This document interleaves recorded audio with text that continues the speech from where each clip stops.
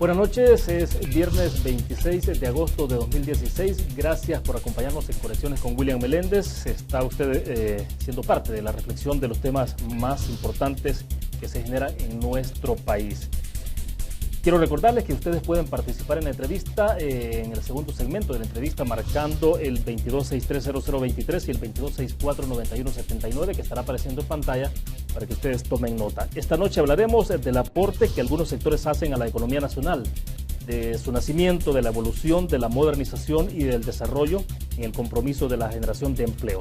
Hablaremos del sector avícola en El Salvador y el caso particular de la Asociación de Agricultores Aves, que está arribando justamente esta semana, este mes, a 60 años de existencia. Queremos agradecer que nos acompaña en nuestros estudios acá en San Salvador el ingeniero Agustín Martínez. Él es el presidente de la Asociación de Agricultores de El Salvador. Ingeniero, bienvenido. Buenas noches. Buenas noches, William. Gracias por la invitación a tu invitado programa. Bueno, perfecto. Antes de iniciar, quiero reiterarles a ustedes que esta entrevista a Conexiones es presentada gracias a Almacenes Bomba, la explosión de precios bajos, que tiene 19 sucursales a nivel nacional, en Occidente, la zona central, Paracentral, y también, desde luego, en la zona oriental, en San Miguel, en Centro, Metrocentro, en Usulután y San Francisco, Gotera. Bien, ingeniero Martínez, para comenzar, creo que es importante colocar un poco de antecedentes, de un poco de background, digamos, para hablar de 60 años.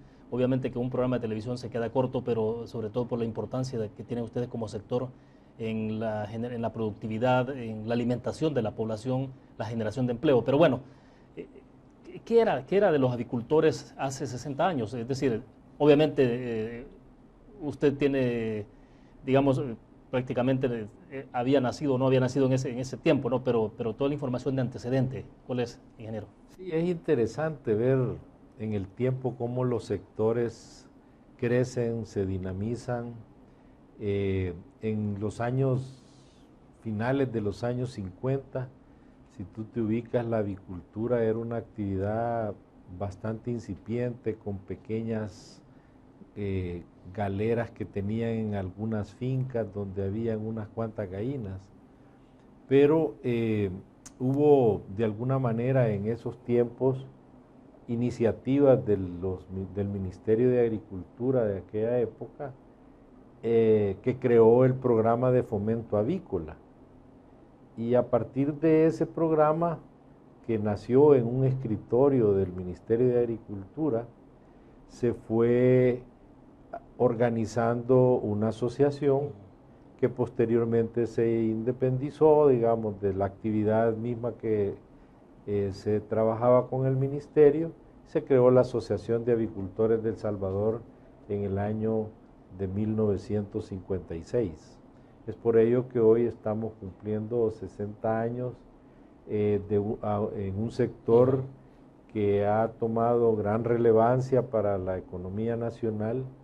Somos aproximadamente, o contribuimos aproximadamente en casi el 2% del Producto Interno Bruto.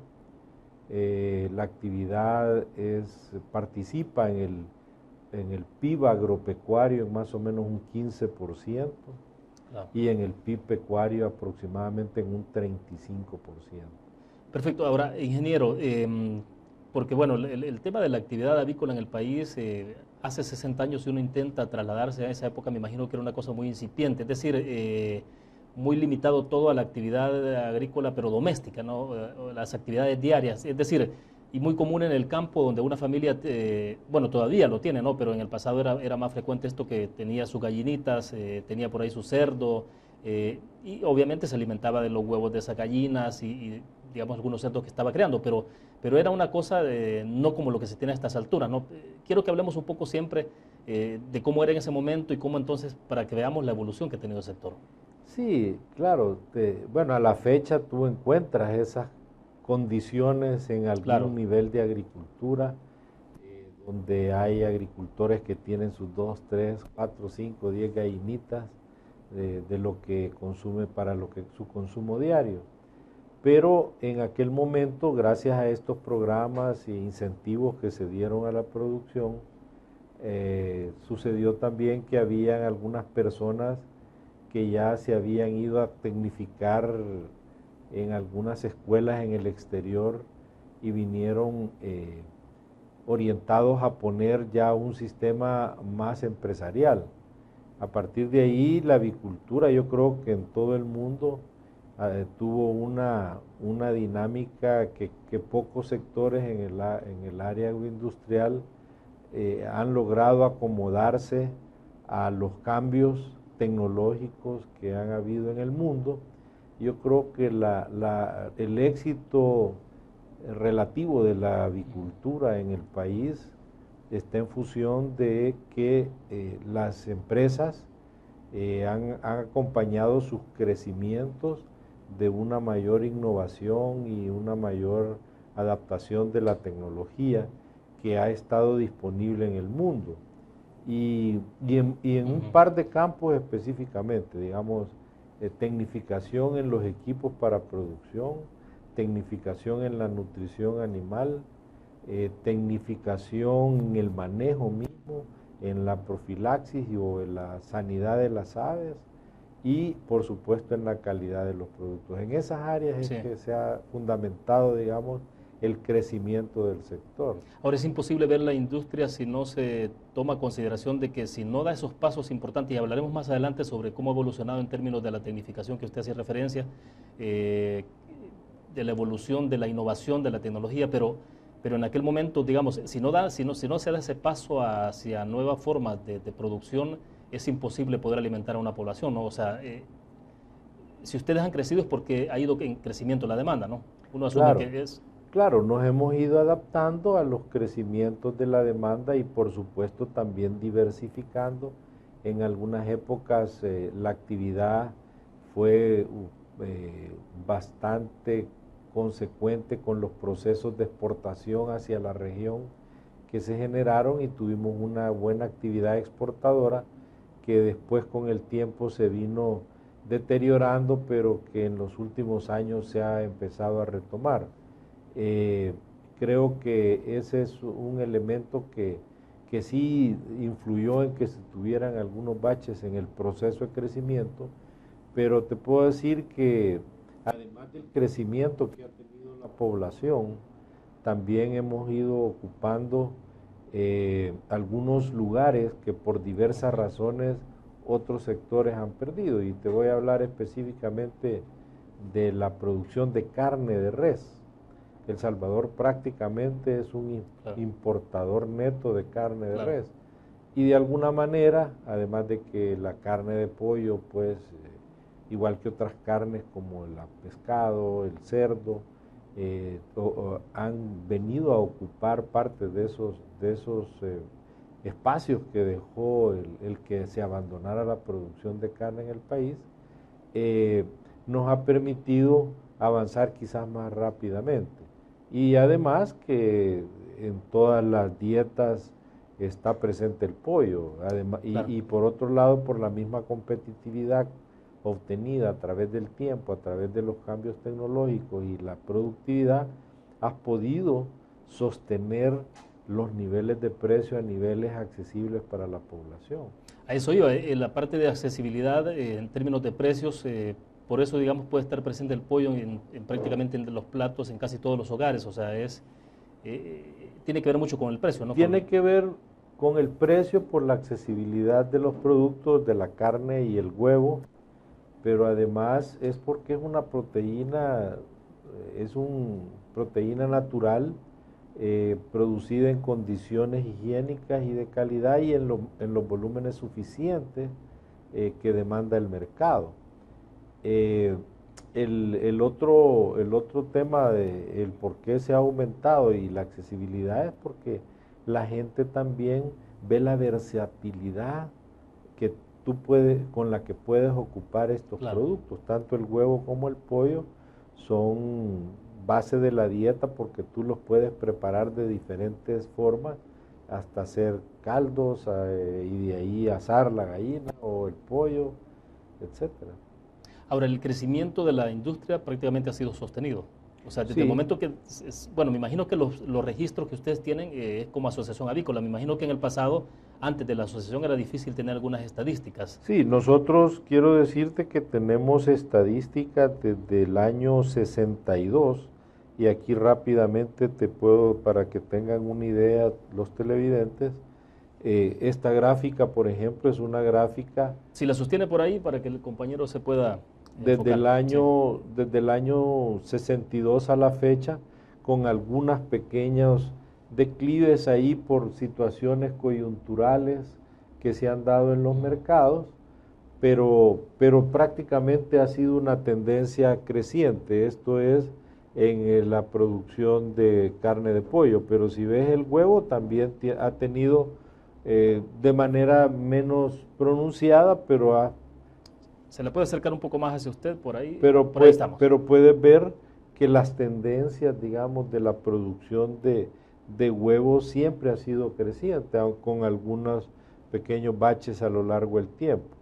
Y es por lo que te decía, digamos, crecimiento poblacional, pero además por la preferencia de los consumidores a estos productos. A ver, lo que tenemos acá proyectado es algunos datos que quizás no nos vamos a enfocar tanto en el dato específico porque este dato no es el último dato que tiene de participación. Por ejemplo, en el caso de las exportaciones de productos avícolas, para esto es 2011, ¿no? Obviamente que todo esto ha variado, pero a ver si nos puede explicar un poquito, digamos, porque me imagino que las tendencias se mantienen, ¿no? Cuando vemos el caso del pollo congelado con 28% de participación, el huevo entero con cáscara del 40%, insistiendo que esos datos pues obviamente se han actualizado. Yo quiero comentarte que allá por el año 2001, 2002, la industria avícola llegó a contribuir a las exportaciones con cerca de 21, 22 millones de dólares al año. En ese año, por problemas de diferencias comerciales, la industria tuvo una disminución en las exportaciones, cayendo hasta casi el 7%. Exportaciones estamos hablando hacia los hacia países la región, vecinos a la región centroamericana. Sí. De acuerdo. Y luego, en algunos casos, pollita hemos exportado al Caribe, a México, pero muy eventualmente. Pero hemos empezado ya a retomar al grado que de la caída que tuvimos ya prácticamente te pudiera decir que estamos duplicando de nuevo el nivel que teníamos allá por el 2002-2003. No ha sido fácil porque son productos muy sensibles en los países y hay regulaciones que complican el comercio, pero estamos trabajando en eso porque somos parte de una asociación o federación centroamericana de avicultores donde son los temas permanentes y que son difíciles de administrar ahí porque cada uno ve su parte, pero estamos trabajando en eso. Ahora, en algún estimado, don Agustín, que tenga que ver con la cantidad del consumo del producto, digamos, huevo, de pollo, ¿cuánto es lo que se produce y se consume localmente y cuánto es lo que se puede estar yendo hacia el exterior? No, la cantidad que se va al exterior es relativamente baja comparado a lo que se consume localmente. Te pudiera decir que en términos de carne de pollo, el año pasado se produjeron 280 millones de libras de carne de pollo. O sea, es una cantidad sustancial que es suficiente para abastecer sin mayor problema el mercado nacional. Y eso lo medimos por diversas fuentes, el consumo de concentrado, los pollos que entran a producción, y lo que sale de los rastros y de la producción de pollo vivo.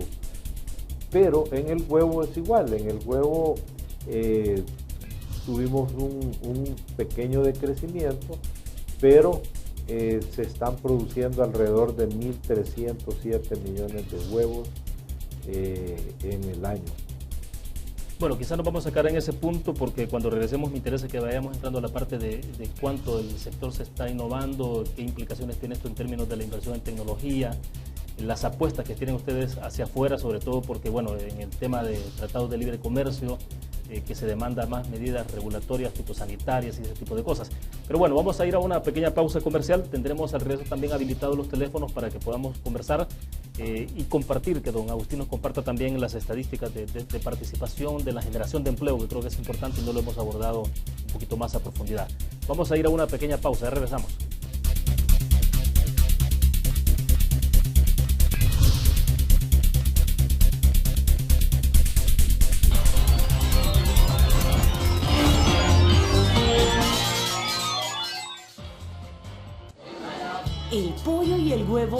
formado parte de tu vida. A veces caliente, a veces frío, a veces visible, a veces invisible. El pollo y el huevo han estado siempre contigo. Son los alimentos de todos los días, los saludables, los que no pueden faltar en tu casa, porque te nutren y te dan fuerza. Aves, 60 años. Pollo y huevo todos los días.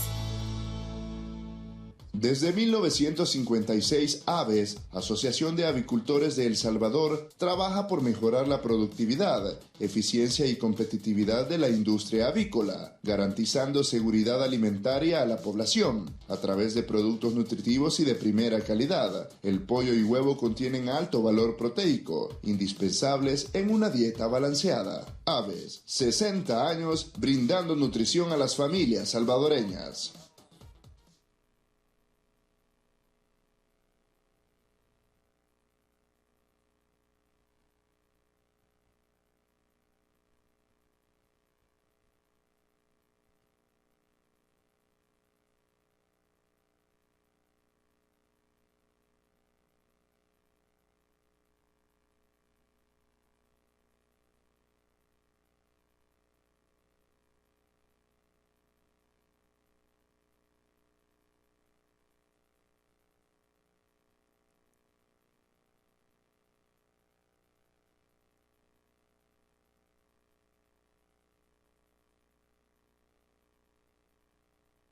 El sector avícola, considerado como una de las principales actividades agroindustriales del país y pieza fundamental e indispensable para satisfacer la demanda de alimentos, cada vez más le apuesta a la incorporación de nuevas técnicas en los diferentes procesos de la cadena productiva. Es por ello que dentro del direccionamiento estratégico del sector, la innovación y tecnología toman una especial relevancia en la mejora continua y en la expansión del sector avícola. Aves, 60 años.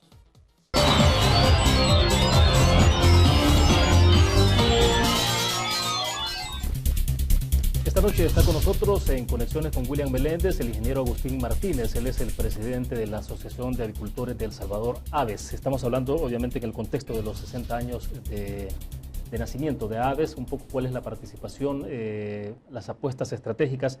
Y en esa parte, ingeniero, obviamente nos interesa saber entonces, 60 años para mantener una producción que sea constante y en crecimiento y que vaya de acorde a la demanda del mercado local, porque bueno, demanda en cantidad pero también en calidad. Todo eso implica esfuerzos importantes en términos de modernización.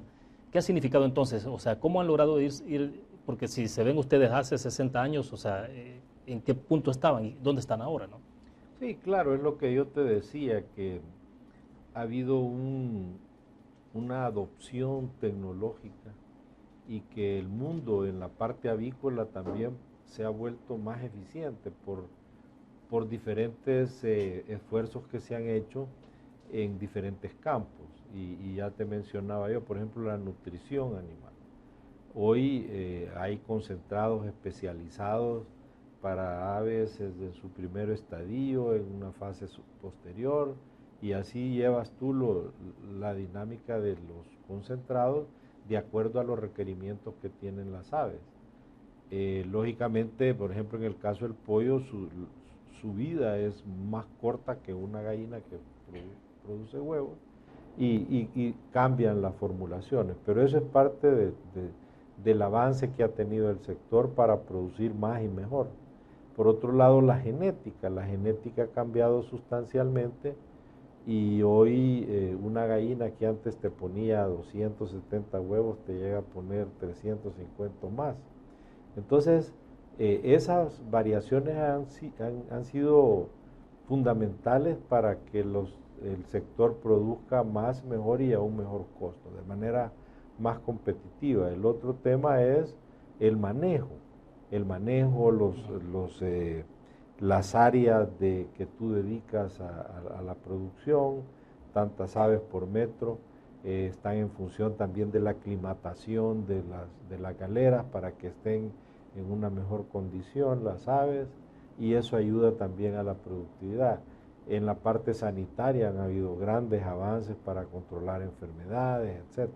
Entonces, cada uno de esos campos ha sido elemental para que el sector se tecnifique. Ya no digamos el avance que ha habido en la introducción de equipos de alta capacidad para que los productos o los pollos o las gallinas tengan una mejor producción. Ahora, bajo esos términos, en Centroamérica, ¿cómo se encuentra el sector avícola? ¿En qué posición podría estar? O sea, ¿ustedes están compitiendo fuerte, digamos, en términos de producción, de calidad de esa producción? O sea, sí, estamos, digamos, la avicultura en el mundo se ha ido acomodando a esos cambios tecnológicos y casi todos estamos en la misma condición. Ya más al interior de los países existen agricultores o productores que están menos tecnificados o más tecnificados, pero la tecnología está disponible al alcance de todo el mundo dependiendo del nivel de producción. Tú puedes adoptar esas tecnologías. Hay empresas que dedican a producir para pequeños granjeros y hay otras para alta capacidad. ahora, pero hay una fuerte competencia, o sea... Sí, hay una digamos, fuerte competencia. Mira, en el país, solo te voy a enseñar por qué también es importante el sector. Digamos, si tú ves este mapa, todo ese punteo que ves ahí son zonas donde hay granjas de pollos, de huevos, o sea, la avicultura está dispersa en todo el país. Pero esto exclusivamente granjas. Es granjas de ponedoras de carne de pollo y también las granjas que se disponen para manejar la genética y el desarrollo de las aves en sus primeros estadios. Pero lo que te quiero enseñar es la dispersión y la importancia para la economía en zonas donde no hay incluso a veces mucha actividad. Las granjas generan empleo a lo largo del año, o sea, no es una actividad estacional, es una producción periódica y por lo tanto es una actividad muy dinámica y muy competitiva. A eso responde en parte que ustedes tengan más o menos el 14% de participación en el Producto Interno para el sector específico agropecuario, ¿no? Sí, o sea, agropecuario, sí, el 15%. De eso se trata, porque tú tienes producción de huevos todos los días y tienes producción de carne de pollo todos los días. Entonces, la capacidad de producción del sector es tremenda y con presencia en todos los mercados, por eso tú hayas accesible el pollo a todo nivel. Incluso lo encuentras vivo, o sea, cuando alguien me dice a mí, mire, ¿y por qué está caro el pollo? Me dicen, a veces que hay incrementos de precios porque te suben las materias primas y aún así con esos incrementos estás abajo de otros productos, pero yo les digo, mire, es que depende de en qué etapa de la cadena usted agarre la carne, porque si tú compras un pollo vivo, claro, te cuesta 80 centavos la libra, pero si compras un pollo ya procesado, embandejado, entonces tendrá otro costo. Claro. Y ese es lo bonito de esto, es que, lo bueno de esta industria es que tú tienes dispuesta los productos de pollo y huevo a todo nivel en el mercado. Ahora, ¿cómo afrontan los retos, los desafíos que se presentan en la parte fitosanitaria? Sobre todo me refiero, por ejemplo, hace algunos años cuando apareció la gripe aviar, ¿no? Que se generó toda una... Bueno, al final también el temor a nivel mundial de que esto se convirtiera en una pandemia. Afortunadamente no ocurrió, pero digamos, ¿cómo lograron ustedes trabajar esa parte? Primero por los temores infundados, ¿no? Y luego porque a veces hay más especulación que otra cosa y otra sobre hechos reales, o sea, de cómo enfrentar una situación como esa. Mira, hemos tenido la suerte que aquí no hemos tenido una presencia masiva como han tenido otros países, pues. Han habido países que prácticamente han afectado la producción en grandes volúmenes, generando unas distorsiones en los mercados tremendas. Nosotros hemos tenido la suerte de que no nos ha llegado o no hemos tenido el impacto de estas enfermedades pero además también porque ha sido, como sabemos que es esencial para la producción tener una avicultura sana, nos preocupamos porque tanto las empresas y los productores tengan un sistema de bioseguridad en sus granjas que minimice el riesgo de que una enfermedad de estas te vaya a invadir. Mucha tecnificación, mucha preparación del personal. Bueno, pero en este caso, acompañamiento de gobierno, de Ministerio de Salud, Ministerio de Agricultura y Ganadería, en este caso particular, desde luego. Esa es la otra parte que te iba a comentar, que a lo largo del tiempo también hemos manejado con el Ministerio de Agricultura un esquema de seguimiento y apoyo al Ministerio para hacer monitoreos a nivel nacional que nos permiten tener control de que no está apareciendo focos que después puedan dispersarse por todo el país. Ahora, y el peligro no necesariamente con las granjas establecidas, que son, digamos, formalizadas, ¿no? Porque en el país también hay mucho, lo que decíamos, la granja casera, no necesariamente está sometida a procesos como los que pasan ustedes en términos de inspecciones. Nosotros le llamamos, hacemos inspecciones en las zonas donde hay bastantes aves de traspatio, se le llama eso. Claro. Y el ministerio pues colabora en darle seguimiento porque por ahí se te puede meter un problema. Recuérdate que los pájaros de diferentes especies son aves que pueden llevar y traer este tipo de enfermedades y a veces algunas son solo pernoctan aquí y siguen su camino hacia el sur o hacia el norte y te pueden generar un problema, como le pasó a México hace un par de años, que en unos humedales donde pasaron estas aves, ahí dejaron el virus y se regó por todo el país. Y eso le generó unas pérdidas tremendas al sector. Por eso es que nosotros somos muy cuidadosos y vigilantes de que todo el sistema sanitario del país esté funcionando, porque si se nos mete un problemita de esos, podemos tener grandes pérdidas y con el consecuente efecto en el empleo, en el mismo comercio. Claro. Ahora, en términos de los controles de calidad, ustedes tienen los estándares, digamos, ya como para poder entrar en la competencia con estos productos a nivel mundial. Obviamente están exportando, ¿no? Ese es un indicador, pero les da facilidades eso, de poder tener la actualización de los procesos. Eso es un proceso constante que no se detiene, digamos, los reglamentos cada vez son más fuertes, las presiones que ponen los países a los que tú puedes exportar cada vez son más fuertes, entonces tenemos que irnos adaptando. Sin embargo, hoy por hoy estamos en un proceso bastante avanzado, que hemos trabajado coordinadamente con el Ministerio de Agricultura para poder tener una posibilidad de homologar nuestro sistema sanitario al sistema de los Estados Unidos, porque en el acuerdo del Tratado de Libre Comercio quedó establecido una cuota de importación de carne de pollo hacia El Salvador, pero no así en la otra vía. Entonces no estamos de brazos cruzados, estamos trabajando y hemos tenido la colaboración de las autoridades para avanzar en ese proceso que toma a veces varios años. Cuando a ti te vienen a hacer una inspección aquí al país,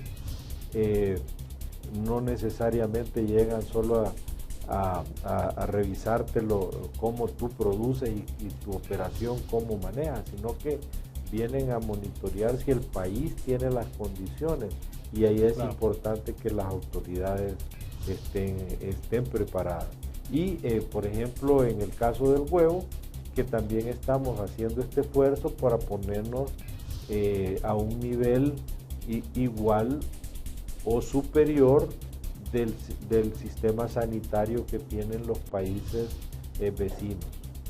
Los países vecinos tienen algunos, por ejemplo Honduras ha avanzado un poco más desde el punto de vista sanitario en las regulaciones, en controles y en la demostración más bien de eso, que es donde nosotros estamos trabajando para que el día de mañana estemos todos homologados, le llamamos en esa parte. Bueno, perfecto, nos vamos a quedar en ese punto. Ingeniero, vamos a hacer una pequeña pausa. Reiteramos a ustedes la presentación de la entrevista Conexiones con William Meléndez, gracias a Almacenes Bomba, explosión de precios bajos. con presencia en con 19 sucursales a nivel nacional en la zona de occidente, zona central, paracentral y oriente de nuestro país. Vamos a la pausa.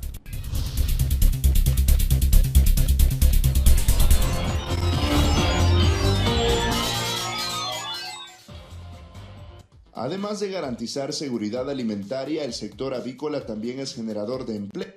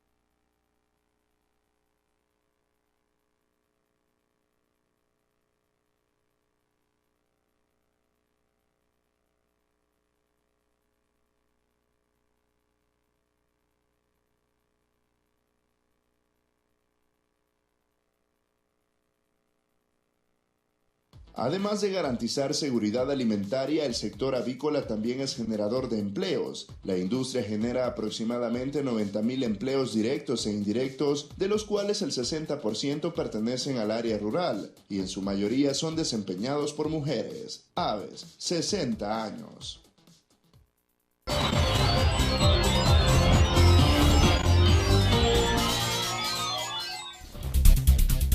Bueno, continuamos haciendo una reflexión en torno a los 60 años de nacimiento de la Asociación de Avicultores de El Salvador, un poco cuál es la participación de este sector en la actividad productiva, la parte de generación de empleo. Ingeniero Martínez, explíquenos un poco de esto, cuántos son los empleos directos que se están generando, cuántos los indirectos, qué significa entonces esto en términos del aporte que ustedes hacen, toda la parte del compromiso de responsabilidad social empresarial.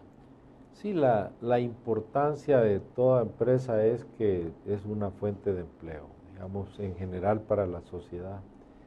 Y este es un sector que por su dinamismo genera empleo permanente, de acuerdo a nuestras estadísticas, aproximadamente para 9.000 personas directamente en las diferentes granjas y operaciones avícolas y unos 80.000 empleos indirectos en otras actividades conexas para la producción. Ahí estás hablando de transporte, de comercio. Realmente es un sector dinamizador de la economía. Y armamos también cadenas de producción con los productores de sorgo. Tenemos un convenio que todos los años trabajamos y negociamos para obtener parte de la producción de sorgo local. Y pues también se importa grano para la fabricación de concentrado porque no tenemos la capacidad de producirlo. Y por otro lado, es una forma también de apoyar las cadenas de producción. Ahora, en el caso de irregularidades en el comportamiento de los inviernos que hemos tenido en los últimos años, tiene un impacto directo, ¿no? Al haber una sequía, la afectación que hay sobre el cultivo, ¿a ustedes les impacta? ¿Esto les ha generado inconvenientes o qué hacen cuando no tienen la capacidad o la posibilidad de que tengan el suministro local? Mira, nosotros ¿aumenta demasiado el costo? Tenemos un programa, digamos, de importaciones. Lógicamente debemos darle importancia a la producción local, pero por las condiciones que ha tenido la agricultura en los últimos años, por fenómenos de sequía. El año pasado el sorgo, que es la materia prima que nosotros más hemos comprado en el pasado aquí en El Salvador, tuvo un ataque de una plaga, que es un pulgón, que prácticamente afectó toda la producción y no le llegó nada a la industria, porque aquí se producen cerca de unos 3 millones de quintales, digamos, en promedio en El Salvador en los últimos 20 años. Y de esos 3 millones de quintales, 1,5 millones calculamos que queda para el consumo de esas pequeñas granjas que hablábamos anteriormente, un autoconsumo, además que hay áreas donde lo revuelven para bajar el costo del sorgo con el maíz y hacen tortillas combinadas, pero queda disponible, digamos, para otros usos, llevar al mercado y para la industria aproximadamente 1,5 millones de quintales. El convenio tiene la facilidad para el agricultor, que si bien es cierto es un compromiso de compra, también si el precio está arriba del precio convenido, pues ellos lo disponen al mercado para que obtengan un mejor retorno. Ese es, digamos, cómo funciona esto. Pero sí, los inviernos en los últimos años ha afectado en general a la agricultura y por lo tanto tiene sus impactos en la industria. Ahora, amenazas directas con el caso de las epidemias y todo esto sí no se ha tenido, ¿no? O sea, tiene que ver mucho con todos los controles que tienen ustedes en toda la granja. O sea, así es. Nosotros tenemos en la mayoría de las operaciones, por pequeñas que sean, siempre hay veterinarios que están pendientes, porque es importantísimo ese tema. Desde que nace el pollito, tiene su buen cuidado para que se maneje en condiciones de bastante buena para operar la granja y pues por supuesto para la sanidad de las mismas.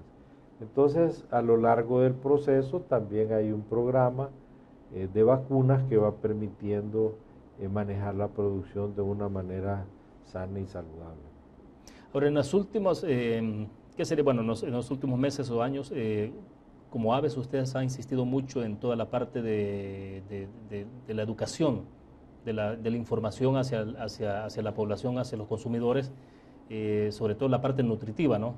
O sea, esa parte la están trabajando con mucha intensidad, se está informando mucho la población. Claro, es que es parte digamos, del trabajo que debemos hacer en las gremiales, que es incentivar el consumo de los productos nacionales.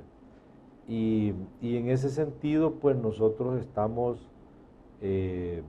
convencidos y se puede demostrar científicamente que son productos sanos, inocuos, accesibles a la población y de hecho hoy estamos en una campaña bastante dirigida no solo a las amas de casa para que diversifiquen la forma de preparar todos estos productos, sino también para una vida saludable.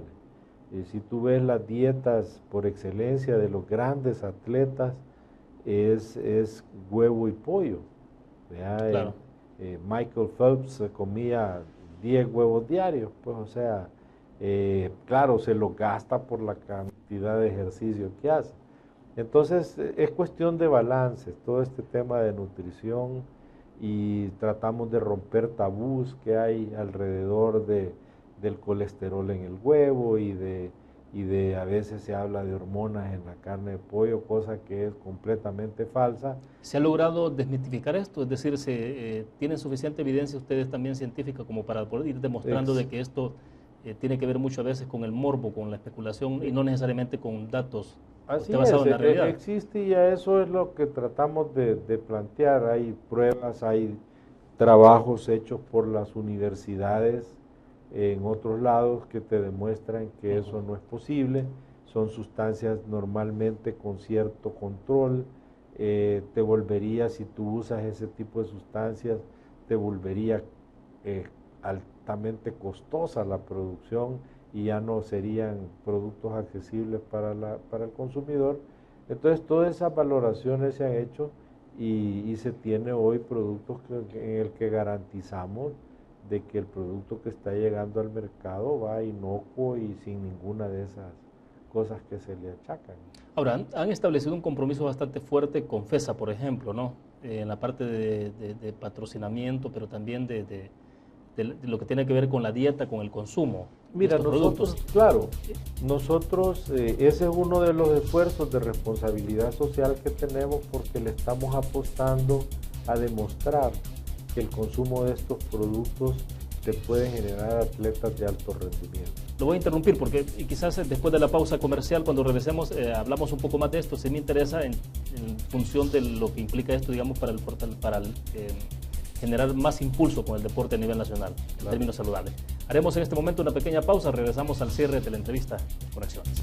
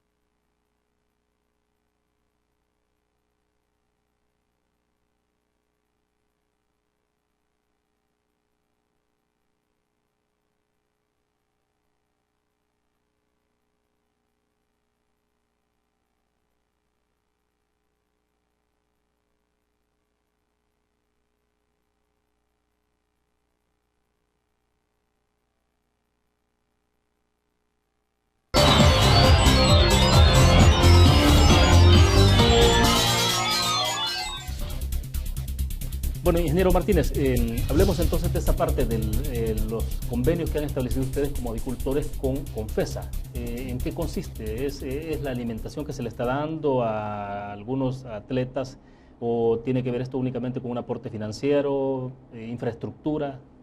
¿De qué hablamos? Mira, tiene varias aristas ese esfuerzo. Desde hace ya un buen rato estamos apoyando a la Fundación Educando a un Salvadoreño porque creemos en ese proyecto. Primero, desde el ángulo de la educación, es un proyecto que creo que es difícil comparar acá, y hoy en la orientación que tiene a los atletas de alto rendimiento.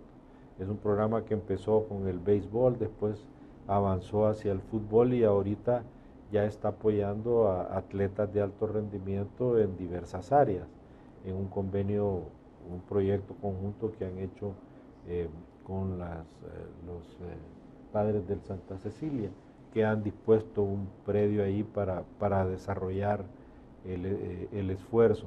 Y en esa línea tenemos un apoyo mensual al programa, pero ayudamos el apoyo tiene que ver con un aporte mensual financiero, pero también en producto. En eso todavía no hemos entrado, pero sí contribuimos a la construcción del comedor que dispusieron ellos para los estudiantes, y yo sí creo que ese es la base de un futuro hacia los deportistas.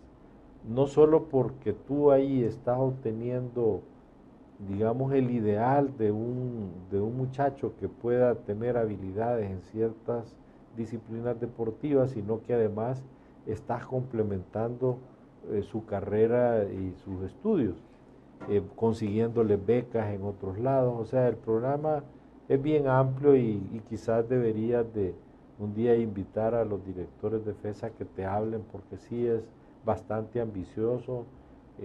Está hoy siendo apoyado por varias varios sectores y empresas que están permitiendo pues que el programa crezca. Y yo estuve el otro día, ya hace algunos meses, en la inauguración de un proyecto aquí por Apopa, Guazapa, que es un centro de FESA, que te digo, me impresionó ver a tantos muchachos que han logrado ellos dirigir hacia el deporte en vez de que estén en las calles y siendo afectados por todo este fenómeno de la delincuencia. Yo creo que ese tipo de cosas son los que pueden hacer la diferencia para sacar a los muchachos de esos riesgos, y por eso es que lo apoyamos también. Ahora, ¿es posible tomar un grupo de jóvenes y medir, digamos, en la parte de la dieta de estos jóvenes, toda la incidencia o la importancia que puede tener el consumo del pollo, del huevo? Entonces, claro, ¿esto se puede, lo están haciendo ustedes en este momento? Fíjate que lo tenemos ya en proyecto. Estamos ahorita ubicando aliados posibles para hacerlo, pero sí es factible. En otros países se está haciendo. Ellos miden a un grupo, ponete, mi plan o mi visión es agarrar un par de municipios donde está reportado que hay mayor problema de nutrición, claro, y con medición desde el inicio ver el impacto que tiene que tú adiciones a la dieta de estos niños estos productos, y demostrar al final pues que ojalá se puedan hacer masivamente.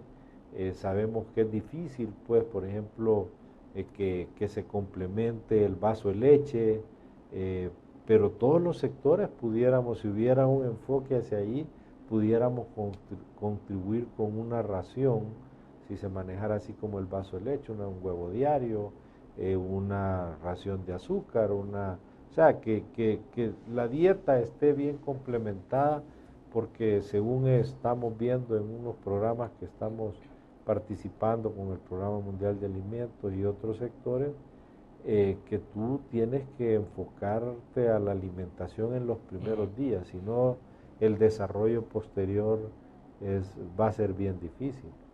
Ahora bien, en la parte de incentivos, un poco de todas las industrias desde luego requieren de incentivos desde la visión o estratégica que puede tener un gobierno. ¿Cómo se está planteando, digamos, ese esfuerzo? ¿Hasta dónde se llega en la parte de incentivos? Sobre todo si se va a trabajar fuerte en la parte de exportación para aprovechamiento de un tratado de libre comercio, por ejemplo, los ministerios de Economía se vuelven clave, ¿no?, en todos estos procesos. ¿Cómo se sienten ustedes? Sí, mira, es lógico pues que cualquier incentivo a la producción te dinamiza la actividad. Sabemos que hay limitaciones en el Estado para ciertos tipos de programas, pero hay formas bien creativas donde los sectores pueden cooperar si hubieran algunos incentivos, ¿verdad? Pero tú ves cada vez más impuestos, cada vez más complicaciones para resolver problemas de tramitología, de permisos, autorizaciones. Discusión sobre el aumento del salario mínimo. Son temas que no se ven a veces de la perspectiva práctica del efecto que tienen en una actividad importante como esta y otras agropecuarias, que pueden verse afectadas. Yo decía el otro día en un programa que me preguntaron sobre el salario, ¿qué opinaba? Pues les digo yo, miren, si es que es tan sencillo y práctico como lo que me comentaba un productor de café, me dice, mira, si no nos han subido el salario mínimo, pero yo ya recorté la mitad de la gente porque la actividad no está a un nivel que pueda. Claro, todos queremos que los trabajadores estén incentivados y ganen más, pero de acuerdo a las realidades que tiene el país. Y la acción inmediata es entonces, digamos, a tratar de ver cómo ese impacto, un posible aumento, tampoco entonces tenga que ver con una productividad que está deprimida. Exacto, es de llevarlo balanceado para que sí haya un ajuste salarial periódico, y por eso se ha planteado una gradualidad, pero al final, como hay intervención del gobierno y de una función de árbitro que debería tener, se vuelve a que lo que yo digo es lo que hay que hacer. Y yo creo que no debe ser así, porque tenemos otras mesas con el gobierno en otras áreas donde estamos llevando un diálogo bastante armonioso y buscando solución a los problemas. Nos vamos a ir saliendo un poco en los últimos minutos que quedan, don Agustín, de la parte que tiene que ver estrictamente de la industria avícola en el país. Y me refiero más un poco, me gustaría conocer su visión de cómo se está planteando, cómo se está viendo, ya se está hablando de hasta dónde, decía Fusades esta semana, el gobierno, por ejemplo, tendrá suficientes fondos para cubrir con sus necesidades, para cubrir con el pago de los servicios, proveedores. Tal parece que la situación se vuelve mucho más crítica. Habían alcanzado a cubrir únicamente hasta el mes de agosto, pero ¿qué va a pasar el mes de octubre? Septiembre, octubre, noviembre, diciembre, lo que queda. Claro, ya en esa parte un poco usted, como también es presidente de la Cámara Agropecuaria, pero también es vicepresidente de la ANEP. Me gustaría escuchar su opinión. Mira, ese es un tema muy complejo y te lo puedo comentar que de los primeros temas que empezamos a discutir cuando llegó el presidente Funes hace 7 y pico de años, fue el planteamiento que le hicimos en 2 áreas sobre la posibilidad de llegar a estas situaciones que requería un pacto fiscal y el tema de seguridad que también ya empezaba a recrudecer. Entonces, en los dos temas muy poco se hizo. En el tema de los impuestos, en vez de hacer un pacto, en la parte fiscal, en vez de hacer un pacto, recibimos posteriormente 5 o 6 reformas que sí incrementaron los impuestos, aumentó la recaudación, pero igual así se aumentó el gasto. Y en la parte delincuencial teníamos un nivel de apoyo hacia las autoridades y no se quiso manejar así, entonces se alejó el formato que teníamos para cooperar. Entonces se dejó estar ahí y hoy, a la vuelta de los 7 años, tenemos esta situación, que a veces se dice viene desde el pasado, sí, y hoy solo se ha adaptado, pero la verdad es que hemos tenido los últimos años de mucha mayor recaudación y si uno mide, digamos, el nivel en que terminó el presidente Saca al final de su periodo, en nivel de gasto y de ingreso, tú puedes ver cómo el ingreso sí se ha subido por las reformas, pero el gasto ha subido más. Si lo hubiéramos dejado a ese, más o menos a ese nivel, tú a estas alturas tendrías un presupuesto bastante equilibrado. Ya, ¿qué cree usted que es lo que más incide en que no alcancemos una tasa de crecimiento mejor que la que tenemos? Es decir, estamos a la cola, ¿no?, en el crecimiento económico a nivel centroamericano. Somos el país también que menos inversión extranjera directa está trayendo. ¿Cuáles serían como las claves, digamos, para poder ir rompiendo con un círculo en el que se ha caído en los últimos años? Mira, te puedo decir que lo primero que se debe lograr es armonizar una visión de país, ser consecuente con la crisis que tenemos y visualizar juntos un país que probablemente la mayoría de la población quiere. Y eso pasa por ver todo el tema de seguridad, de los riesgos que tienen los inversionistas, de que cuando tú no tienes una visión de largo plazo y no puedas proyectar tus inversiones en un marco que te permita visualizar que no van a haber modificaciones legales ni cambios en las instituciones, te da garantía de que tú puedas apostarle al país, porque no estamos en una isla. El Salvador es parte de un sistema de países que están trabajando también por atraer inversión. Y cuando tú me dices, ¿por qué El Salvador atrae menos?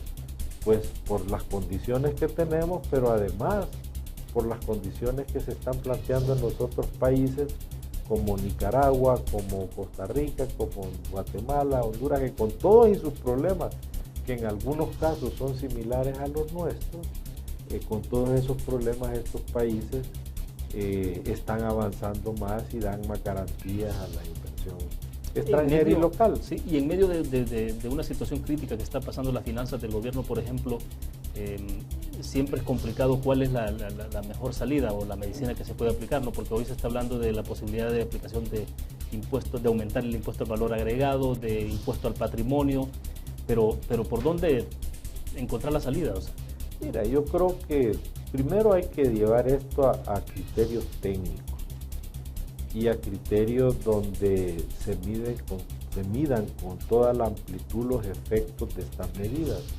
Porque tú puedes decir, sí, yo voy a aumentar el patrimonio, voy a obtener tantos millones.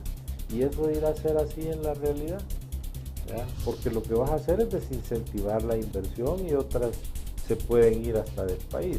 Entonces yo creo que es un balance que por lo menos debes tú garantizar que la inversión tiene o pueda visualizar en el largo plazo un programa de gobierno que pueda ellos acomodarse, o también hay que hablar de que el Estado se tiene que socar el cinturón, porque fíjate que hoy lo que estaba oyendo es que en el mejor de los casos el presupuesto del próximo año va igual. Claro. Yo creo que como uno hace en las empresas, cuando tú tienes una crisis y que el negocio no te da o no te produce, hay que recortar grasa. Tenés que recortar y tal vez no todo, pero una parte y acomodarte a eso. Bueno, se nos ha agotado el tiempo. Estos temas, sin duda, lo último que hemos abordado, a lo mejor más adelante podemos platicar ya para entrar estrictamente a la parte económica, la visión que tienen ustedes obviamente como ANEP. Ya estuvo con nosotros Luis Cardenal, el presidente, pero a lo mejor usted nos acompaña más adelante.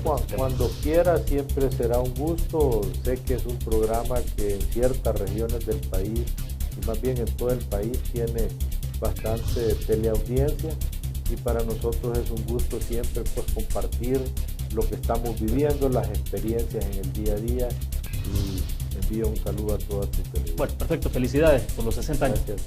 A la orden. Bueno, terminamos de esta forma Conexiones. Nos vamos a ver el próximo miércoles a las 8 de la noche. Estará con nosotros en nuestros estudios Salvador Ruano, el alcalde de Ilopango. Hablaremos desde luego sobre el tema de desarrollo local, pero particularmente el tema de seguridad pública y el tema de pandillas. Gracias por su fiel sintonía, que descansen el fin de semana.